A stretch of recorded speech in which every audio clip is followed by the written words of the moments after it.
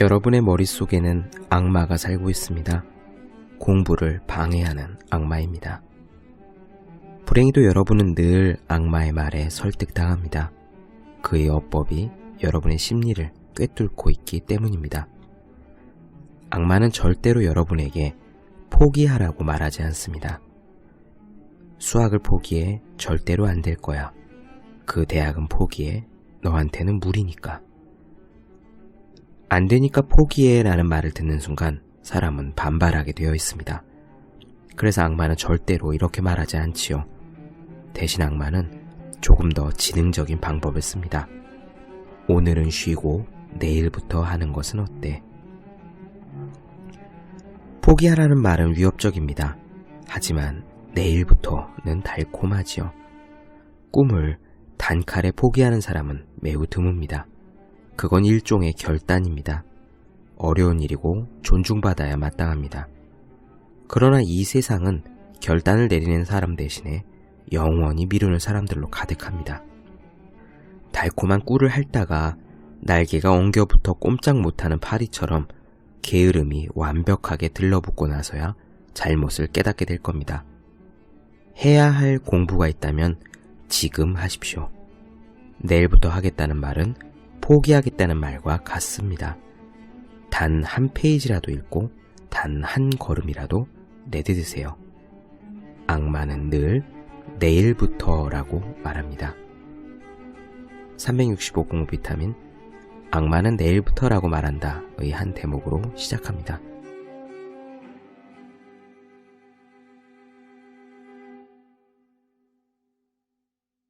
네, 안녕하세요. 본격 공부자극 팟캐스트 서울대는 어떻게 공부하는가 한지우입니다. 요즘 단순하게 살고 싶다라는 이야기를 하는 책들이 꽤 많이 보이고 있어요. 단순하게 사는 것의 힘인가 그런 책도 있고 나는 단순하게 살고 싶다 그런 책도 있죠. 저도 오늘 단순함에 대한 이야기를 해보고자 합니다.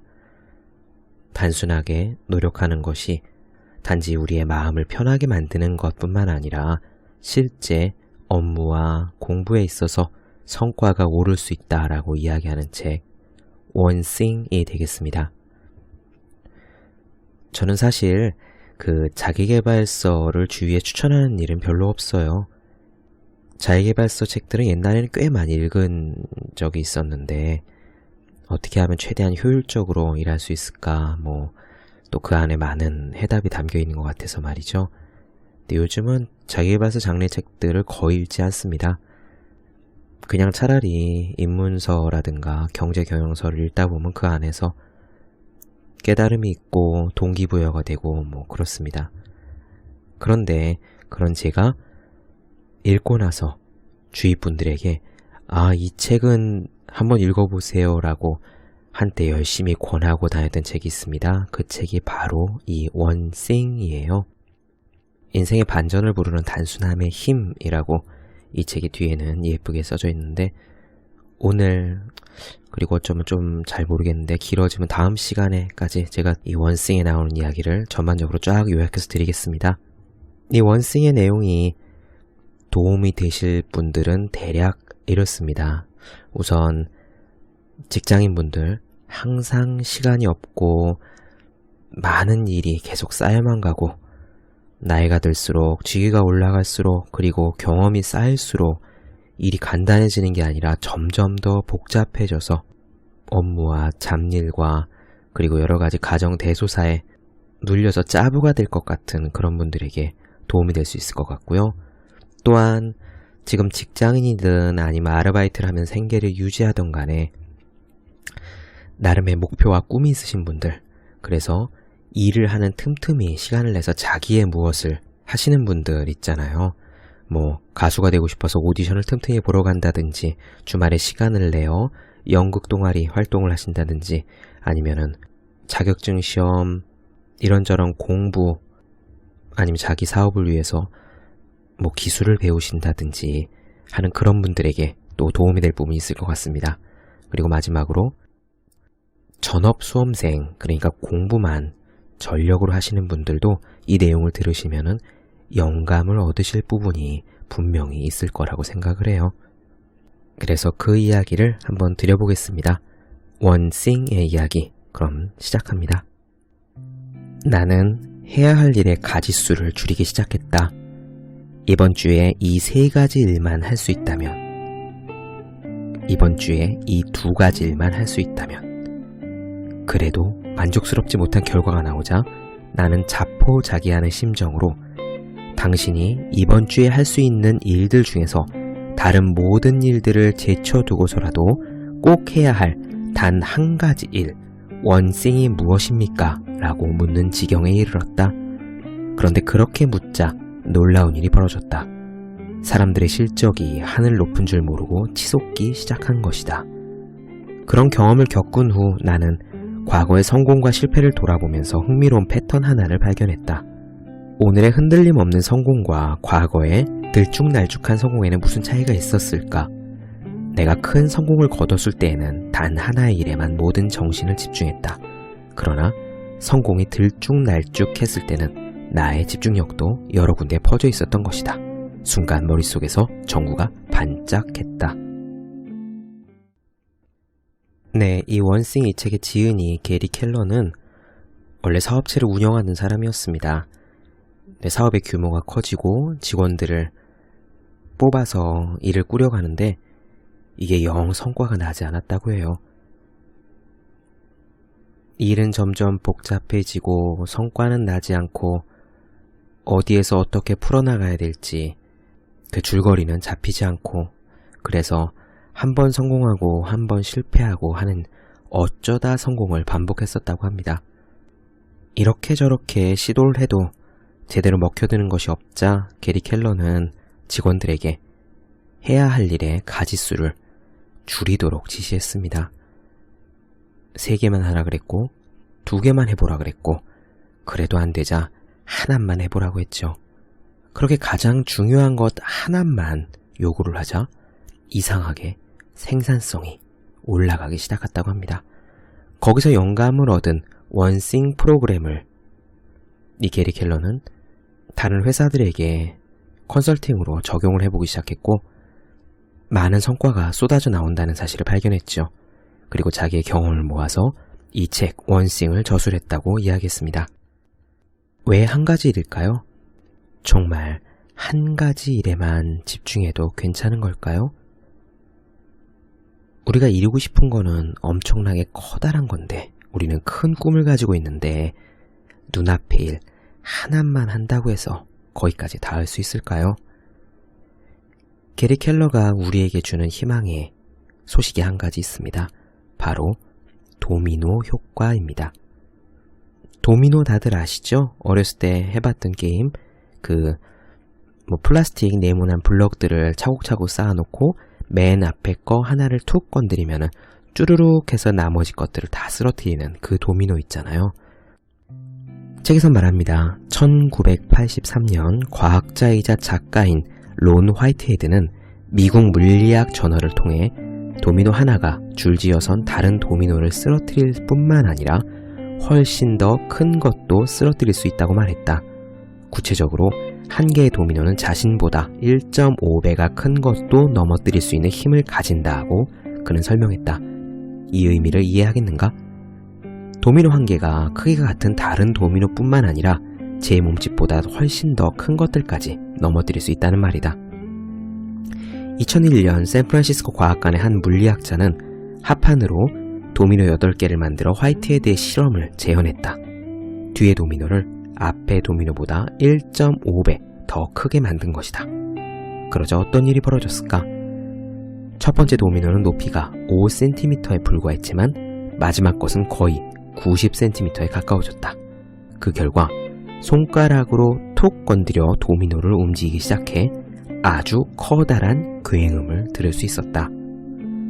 이것이 계속 이어진다면 어떤 결과가 생길지 상상해보라. 일반적인 도미노가 등차 수열이라면 화이트헤드의 도미노는 등비 수열이라고 할 수 있다. 그 결과는 상상을 초월한다. 10번째 도미노는 프로 미식 축구 리그의 유명한 선수만큼 덩치가 클 것이고 18번째에 이르면 피사의 사탄만큼 높은 도미노를 보게 될 것이다. 23번째 도미노는 에펠탑보다 클 것이고 31번째 도미노는 에베레스트 산보다 900m나 더 높을 것이다. 그리고 57번째 도미노는 말 그대로 지구에서 달까지 다리를 놓아줄 것이다. 이 도미노 이야기가 우리에게 의미 주는 바는 명확합니다. 우리는 달에 이를 정도로, 그리고 에베레스트 산처럼 커다란 꿈과 목표를 이루고 싶어 할지도 모릅니다. 하지만 우리가 당장 넘어뜨려야 되는 것은 맨 앞에 있는 단 한 개의 도미노가 되겠죠. 그 도미노 블록을 넘어뜨림으로써 바로 그 다음 단계, 지금 눈앞의 도미노보다 1.5배가량 커다란 도미노 블록을 넘길 수가 있습니다. 그리고 순차적으로 점점 더 커다란 도미노 블록을 넘어뜨림으로써 우리는 결국 우리가 넘기고 싶어하는 에베레스트 산처럼 커다란 도미노 블록을 쾅 하는 굉음을 내고 넘겨뜨릴 수 있다는 말입니다. 처음부터 단 한 방에 아주 커다란 성과를 거둘 수 있는 사람은 아무도 없습니다. 유재석이라고 처음부터 무한도전을 찍을 수 있었던 것은 아니고요. 무라카미 하루키라고 처음부터 1Q84를 쓸 수 있었던 것은 아닙니다. 김연아라고 해서 처음부터 트리플 악셀을 뛸 수 있었을까요? 처음에는 지금 할 수 있는 거 한 단계부터 시작하는 겁니다. 그것을 마스터하면 그 다음에는 그거보다 1.5배 큰 도미노 블록을 넘어뜨릴 수 있죠. 성과가 쌓이면 주위 사람들의 관심도 모여듭니다. 그 말은 곧 시간과 자원이 끌려온다는 의미가 되겠습니다. 그래서 우리는 점점 더 커다란 블록들을 넘겨뜨릴 수 있는 그런 존재가 되는 것입니다. 자, 이 원싱 책에서는 우선 우리가 잘못 알고 있는 성공에 대한 그릇된 상식에 대한 이야기부터 시작합니다. 우리의 진정한 성공을 가로막는 몇 가지 거짓말이라고 표현을 했네요. 오늘은 이 거짓말에 대한 이야기들을 나누면 될 것 같습니다. 한번 시작해 볼게요.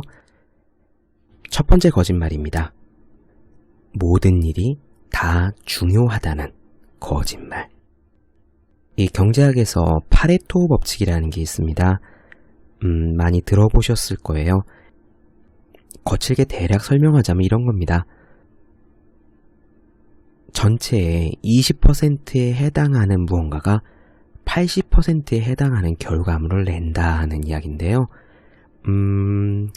여러 분야에 적용이 돼요. 예를 들면은 어떤 사회에서 상위 20%의 사람들이 전체 80%의 경제적인 부를 가지고 있다든가, 한 회사에서 내놓는 물건들의 종류가, 제품들의 종류가 매우 다양하지만 그 중에 베스트셀러 상위 20%가 전체 매출액의 80%를 담당한다든가, 카페에서도 꼭 그래요. 카페 가면 메뉴가 막 70개, 80개, 100개 가까이 되지만 사실 그 중에서 가장 많이 팔리는 종류인 아메리카노, 아이스 아메리카노, 라떼 요 몇 종류만 가지고도 전체 매출액의 절반이 훌쩍 넘기거든요. 어느 분야에서나 소수의 인풋이 다수의 아웃풋으로 이어진다는 거, 그것이 바로 파레토 법칙이 되겠습니다.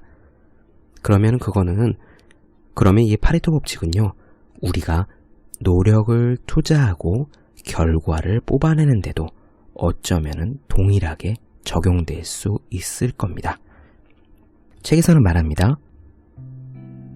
리처드 코치의 책 80대 20의 법칙을 보면은 그 내용이 잘 정리되어 있다. 80대 20의 법칙은 소수의 원인, 입력 혹은 노력이 보통 다수의 결과, 출력 혹은 보상으로 이어진다고 주장한다. 달리 말해 성공의 세상에서 평등한 것은 없다는 말이다.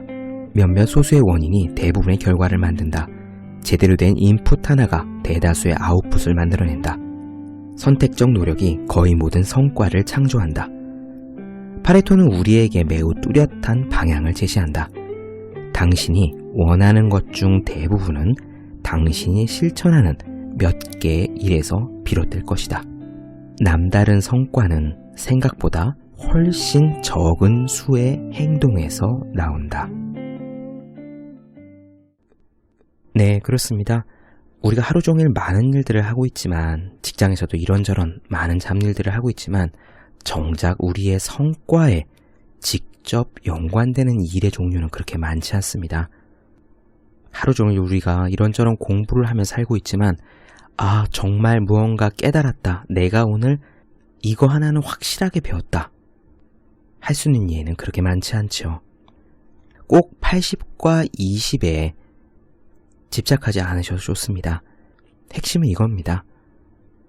우리가 내는 성과의 많은 부분이 우리가 하는 일 중에서 극히 소수의 부분에 달려 있다는 거. 이 게리 켈러는 파레토 법칙을 극단으로 끌고 가기를 권합니다. 책에서는 이렇게 말합니다. 파레토는 지금껏 내가 이야기한 모든 것을 증명해 보였지만 단 하나 아쉬운 점이 있다. 그는 중간에서 멈췄다는 것이다. 나는 여러분이 더 멀리까지 가길 바란다. 파레토의 법칙을 극단적으로 이용하기를 원한다. 20%가 무엇인지 알아내고 중요한 소수 중에서도 또 중요한 소수를 찾아내어 파고들기를 바란다. 성공에 있어서 80대 20의 법칙은 시작이지 끝이 아니다. 파레토가 시작한 것을 당신이 끝내야 한다. 성공하려면 80대 20의 법칙을 따라야 하지만 거기에서 멈출 필요는 없다. 계속하라. 20%만 남기고 거기에서 다시 20%만 남기는 식으로 가장 중요한 단 하나에 이르기까지 계속하라. 자, 이것이 원싱의 출발점인 것 같습니다. 우리는 모든 일들이 다 중요하다고 생각하지만 사실은 그렇지 않다는 거. 예를 들면 우리가 해야 될 일 목록을 25개를 가지고 있다고 해봅시다. 80대 20의 법칙을 적용하면은 그 중에서 20%, 5가지 일들이 전체 성과의 대부분을 내는 일들이 될 겁니다. 그런데 그 5가지 일도 똑같이 중요한 것이 아닙니다. 거기다가 80대 20 법칙을 한 번 더 적용하면 그 중에서도 가장 중요한 한 가지가 나오겠죠. 바로 그 한 가지 일에 집중한 것. 이게 원싱의 시작입니다. 자, 그럼 두 번째 거짓말로 넘어가 볼까요? 우리의 성공을 가로막는 두 번째 거짓말, 바로 멀티태스킹의 허상입니다. 스탠퍼드 대학교 교수인 나스는 뉴욕타임즈와 인터뷰에서 자신은 언제나 멀티태스커들을 존경했으며 자신은 멀티태스킹 능력이 매우 형편없다고 말했다. 그래서 그와 동료 연구원들은 260여 명의 학생들에게 설문지를 주고 그들이 얼마나 자주 멀티태스킹을 하는지 알아보았다. 그런 다음 학생들을 멀티태스킹을 잘하는 그룹과 못하는 그룹 둘로 나누고 자주 잘 멀티태스킹을 하는 사람들이 더 좋은 결과를 내리라는 가정을 바탕으로 실험을 시작했다. 하지만 그들의 이러한 생각은 틀린 것으로 판가름났다. 나스 교수는 이렇게 말했다. 그들에게 비밀의 능력 같은 것이 있으리라고 생각했습니다. 하지만 멀티태스킹을 잘하는 사람들은 오히려 관련 없는 일에 푹 빠져 쓸데없는 시간을 보내는 것이 관찰되었습니다. 그들의 성과는 모든 면에서 뒤떨어졌다. 그들 스스로나 세상 사람들이 보기에 그들은 멀티태스킹 능력에 매우 뛰어난 것 같았지만 거기에는 한 가지 문제가 있었다. 나스 교수의 말을 빌리면 멀티태스커들은 그저 모든 일에 엉망이었던 것이다. 한때 멀티태스킹 능력이 굉장히 각광을 받던 시대가 있었습니다. 텔레비전을 보면서 동시에 신문을 보고 운전을 하면서 동시에 전화를 받고 여러 가지 업무를 마치 팔다리가 8개 달린 문어 모양 동시에 처리할 수 있는 그런 아주 열정적인 비즈니스 전사를 우러러보던 때가 있었죠. 그런데 지금은 수많은 연구 결과에서 그 멀티태스킹이 정말로 비효율적인 허상에 불과하다는 사실이 밝혀지고 있습니다. 왜 멀티태스킹이 허상이냐? 쉽게 말하면 이런 거예요. 우리가 각각 2개의 소세지를 먹어야 된다고 생각해 볼게요. 하나는 치즈 소세지고 하나는 불고기 맛 소세지입니다.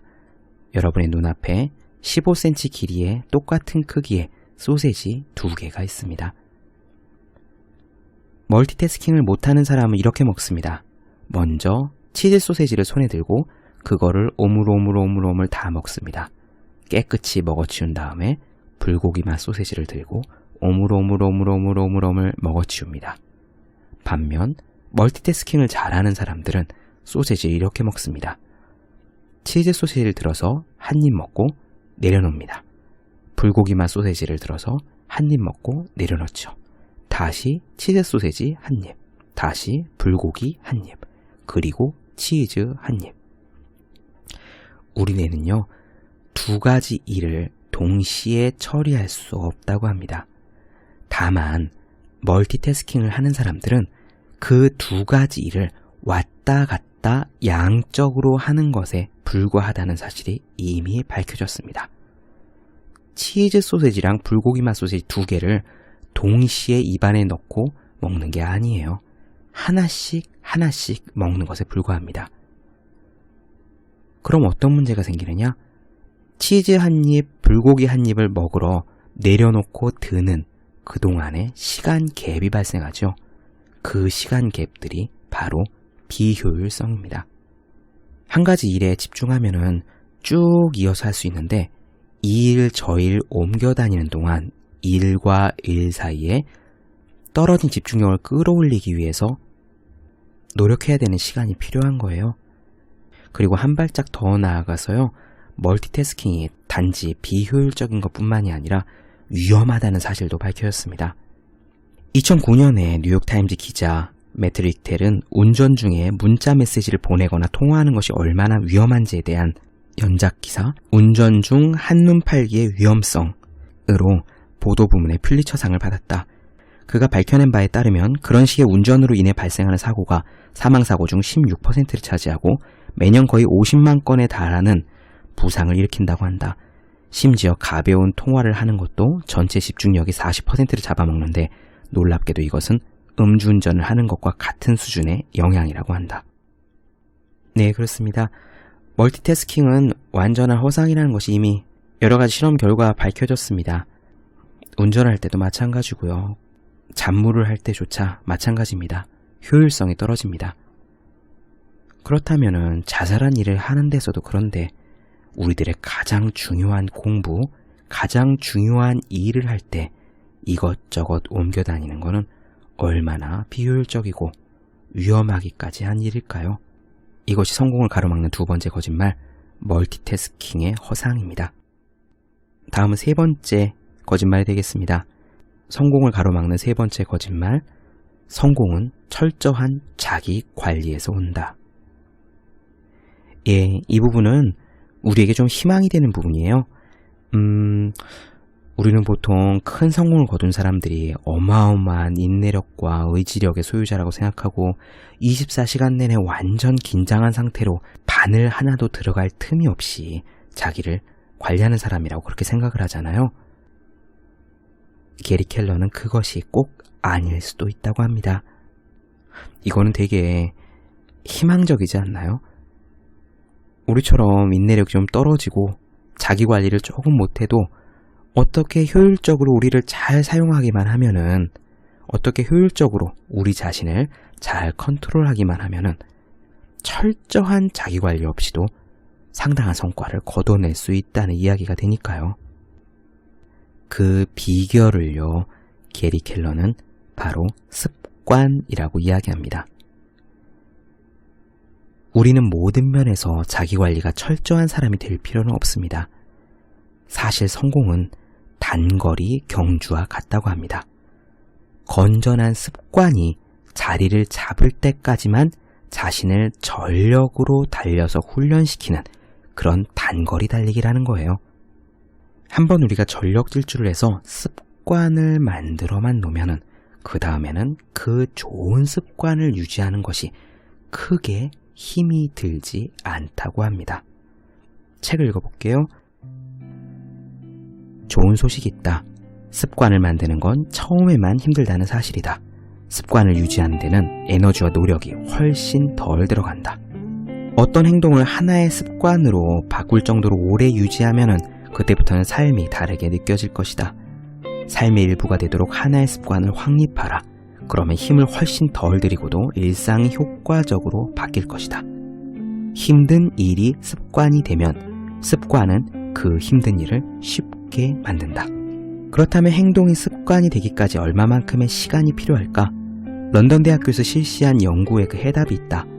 2009년 연구진은 학생들에게 이러한 질문을 던졌다. 새로운 습관을 형성하기까지 얼마나 오래 걸리는가?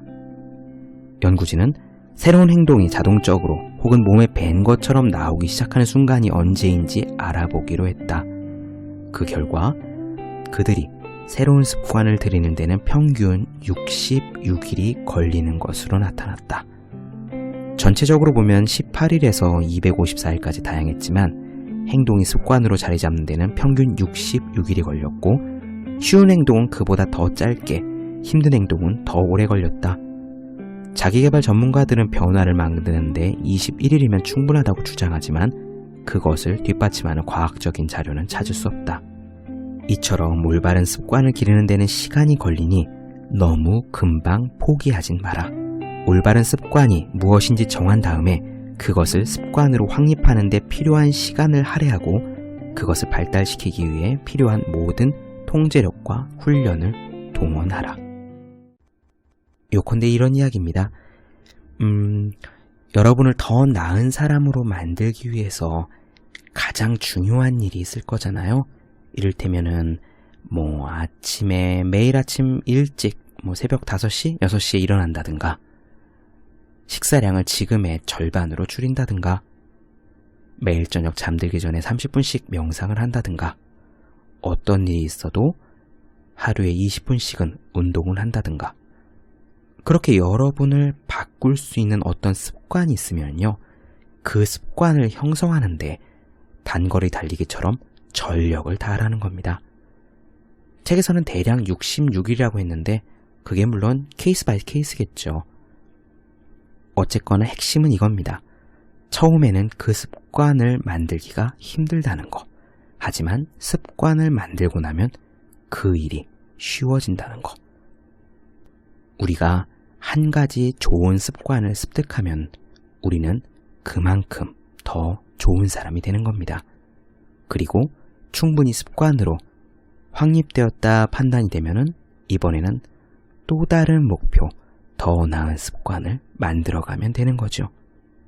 하루 종일 아주 좋은 습관들로 이를테면 아침 일찍 일어나서 운동을 하고 아침밥을 챙겨 먹고 출근하는 지하철 안에서 영어 공부를 하고 책을 보고 회사에 나가서도 열심히 일한 다음에 퇴근한 후에 모범적으로 저녁밥을 먹고 운동을 하고 책을 보고 명상을 하다 잠드는 아주 모범적이고 자기관리가 철저한 사람이 있다고 했을 때 이 사람이 24시간 내내 극도의 인내력과 함께 살아가는 것이 아니라는 이야기입니다.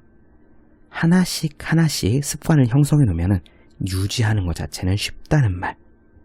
우리에게 엄청난 힘이 되는 이야기가 아닐 수 없습니다. 마지막 한 가지만 더 보도록 할게요. 우리의 진정한 성공을 가로막는 네 번째 거짓말, 의지만 있다면 못할 일은 없다입니다. 게리 켈러는요, 우리의 의지란 한계가 있다는 사실을 정확히 인식할 필요가 있다고 합니다. 물론 이 의지력, 참는 인내력이 우리의 성공과 밀접한 관계가 있다는 이야기는 수많은 연구 결과 널리 알려졌습니다. 저 유명한 마시멜로 이야기 있죠. 어린아이들이 마시멜로를 집어먹지 않고 15분간 참을 수 있느냐의 여부가 나중에 학교 성적, 성격, 인간관계, 금전적 성공 많은 부분과 연관이 있다는 그 실험 말이에요. 옛날에 논어에서도요, 공자님한테 그런 이야기 있었습니다. 공자의 제자 한 명이 다른 나라에서 이제 스카웃이 된 거예요. 고위 관료로 임용이 돼서 떠나갈 때 공자한테 그렇게 묻습니다. 스승님, 제가 이제 떠나가는데 제가 평생을 간직할 만한 가르침, 가장 중요한 거 딱 한 가지만 말씀해 주세요 라고 이야기하자 공자는 그렇게 이야기했습니다. 오직 참을 인자 하나가 중요하다. 그렇습니다. 참을 줄만 알면은 다 할 수 있습니다. 인내력이 모든 성공의 기본이죠. 그래서 우리는 우리의 의지력과 인내력을 무한히 발휘해야 된다고 생각합니다. 하지만 그게 쉽나요? 아침에 회사에 출근하거나 도서관에 가서 자리에 앉아 공부와 일을 시작하려고 할 때는 의지가 충만합니다. 오늘도 열심히 해볼까? 이런 생각이 들죠. 오늘 하루를 100%로 만들고 싶다는 그런 생각을 합니다. 그런데 이게 오후 2시, 3시, 4시만 되면은 그런 생각과 의지가 마치 저기 서쪽으로 사그라드는 햇님처럼 기운을 잃어요. 그냥 하기가 싫어집니다. 아침나절에 있었던 의욕 따위는 조금씩 다 사그라들고 그저 시계만 보면서 버티는 시간이 늘어가죠. 그리고 스스로를 자책합니다. 나는 의지력이 약한가 봐 하고요. 게리 켈러는 말합니다. 의지력이 무한하다는 것 자체가 착각이라고 말입니다. 의지력이란 늘 꺼내쓸 수 있는 게 아닙니다. 정말 스마트폰 배터리와 같습니다. 아침엔 의지력이 100% 차 있다가요.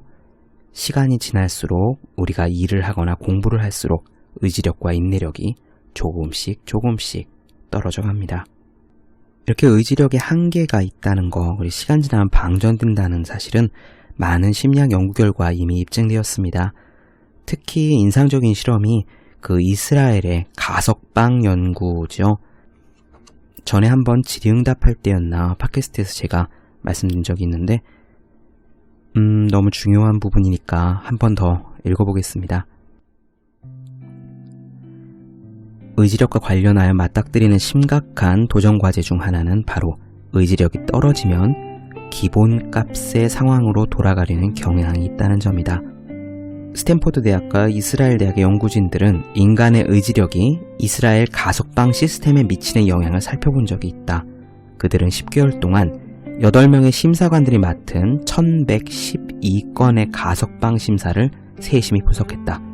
그 일은 심사관들을 녹초로 만들기에 충분한 일이었다. 심사관은 각 측, 그러니까 가석방을 시키자, 가석방시키면 안 된다, 형기를 더 살아야 된다 라고 주장하는 양측의 주장을 듣고 약 6분 내에 한 건의 결정을 내리는 식으로 하루에 14건에서 35건을 심사했다. 쉬면서 재충전할 시간은 하루에 단 2번이 주어졌다. 오전에 간식을 먹는 시간, 그리고 오후에 점심 식사 시간뿐이었다. 이 빡빡한 일정이 업무에 미치는 영향은 놀라운 동시에 매우 중요했다. 심사가 처음 시작되는 오전과 2번의 휴식 시간 직후에는 가석방 승인율이 65%에 달했지만 휴식 시간 직전에는 거의 0에 가깝게 떨어진 것이다. 이러한 결과는 반복적인 의사결정으로 인해 발생하는 정신적인 피로와 직접적으로 연관이 있다. 가석방의 결정은 수감자와 국가 전체에 매우 중요한 결정이다. 이처럼 중대한 문제와 급하게 돌아가는 일정은 하루 종일 어마어마한 집중력을 요한다. 그런데 에너지가 떨어지면 심사관들은 정신적으로 판단 기본값으로 되돌아가게 되고 이는 가석방에 희망을 푸는 수감자들에게 좋은 소식이 아니다. 가석방 심사관의 판단 기본값은 가석방 불가이기 때문이다. 확실한 판단이 어렵고 심사관의 의지력마저 낮다면 수감자는 교도소를 나가기 힘들어진다. 의지력이 바닥나면 우리는 보통 기본값 조건에 의지한다. 문제는 이거다. 그렇다면 여러분의 기본값은 무엇인가? 네, 그렇습니다. 문제는 그거죠.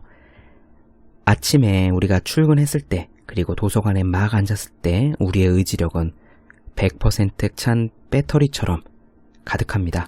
이때는 하기 싫은 공부, 어려운 과목이라도 억지로 꾸역꾸역 해나갑니다.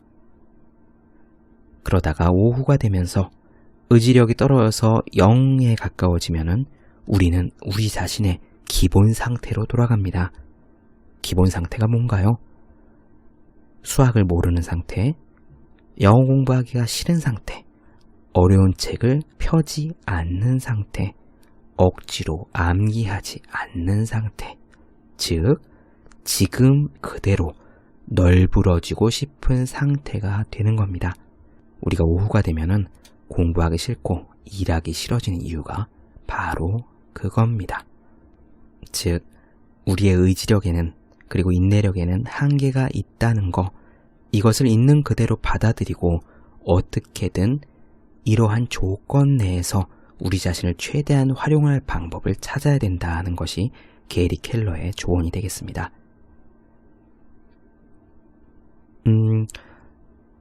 오늘 이 4가지만 이야기를 했네요. 진정한 성공으로 나아가는데 우리를 가로막고 있는 거짓말들 몇 가지를 살펴봤습니다.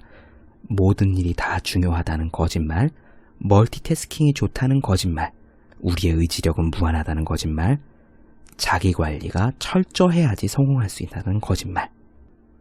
물론 이 대부분은 보통 사람들에 해당되는 이야기인지도 모르겠습니다. 그럼 다음 시간에는요, 오늘에 이어서 그렇다면 어떻게 원싱, 가장 중요한 일을 찾고 그것을 할지에 대해서 조금 더 이어서 이야기를 나눠보도록 하겠습니다. 네, 본격 공부 자극 팟캐스트 서울대는 어떻게 공부하는가, 오늘은 원싱에 대해서 이야기를 나눠보았습니다. 다음 시간에 또 이어서 계속 할게요. 여러분 더 많은 이야기가 궁금하신 분들, 의문사항이 있으신 분들은 네이버 블로그 허생의 즐거운 편지를 찾아주시기 바랍니다. 그리고 매일매일 공부하는 여러분 자신을 위해서, 그리고 주위에 여러분들이 사랑하는 분들 중에 역시 매일매일 공부와 싸우고 계신 분들을 위해서 보기만 해도 공부하고 싶어지는 365 공부 비타민 한 권씩을 선물해 주시면 좋을 것 같습니다. 저는 이만 물러가도록 하겠습니다. 다음 시간에 뵐게요. 여러분 모두 열심히 공부하세요. 저도 열심히 하겠습니다.